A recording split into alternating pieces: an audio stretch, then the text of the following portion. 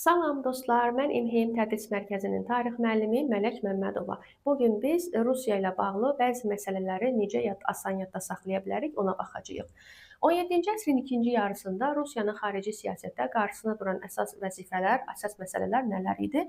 Belarusiya və Ukraynanı birləşdirmək, Qara dənizə yiyələnmək və Baltik dənizinə çıxış əldə etmək. Bunu necə kodlaşdırırıq? Belarusiya, Ukrayna bu, Qara dəniz qa, Baltik B, qab şəklində kodlaşdırırıq. Yəni belə deyək də, Rusiya bu qabı dənizlərdən su ilə doldurmaq istəyirdi. Şimal İttifaqı 1699-cu ildə İsveçə qarşı Şimal İttifaqı yaradılmışdı. Bəs burada iştirak edən dövlətlər hansılar idi? Bunu biz DERZ kodu ilə yadda saxlamışıq. Ə şərti olaraq işlənmişdi, asan yadda saxlamaq üçün. Danimarkanın D-si, Rusiyanın R-si, digər R Reş Pospolitanı bildirir və Saksoniyanın S-si. Yunan layihəsi isə 2-ci Yekaterinanın dövründə irəli sürülmüşdü. Y, belə yadda saxlayırıq. Kiçik Qaynarca sülhü Rusiya üçün Qara dənizdə qapı açdı. Yəni ki, Qara dənizdə Rusiya Kiçik Qaynarca sülhü ilə üzmək hüququ əldə eləyir. Bunu necə yadda saxlayırıq? Qaynarca, Qara dəniz, qapı.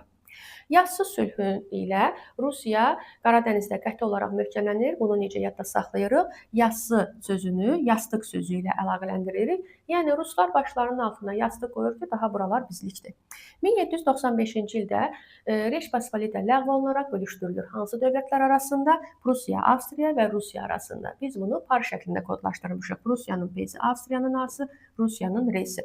Yəni belə deyək ki, Reş Pospolita bu dövlətlər arasında par olub, buxar olub, yox oldu. Bəs bu bölüşdürülmə nəticəsində Rusiyaya hansı ərazilər çatdı? Bunu da bulqur şəklində kodlaşdırmışıq.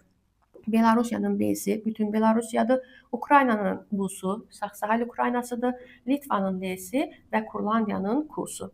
Krım müharibəsində isə Osmanlının müttəfiqi olan dövlətləri biz insaf şəklində kodlaşdırmışıq. İngiltərə, Sardiniya, Fransa. Uğurlar əziz abituriyentlər.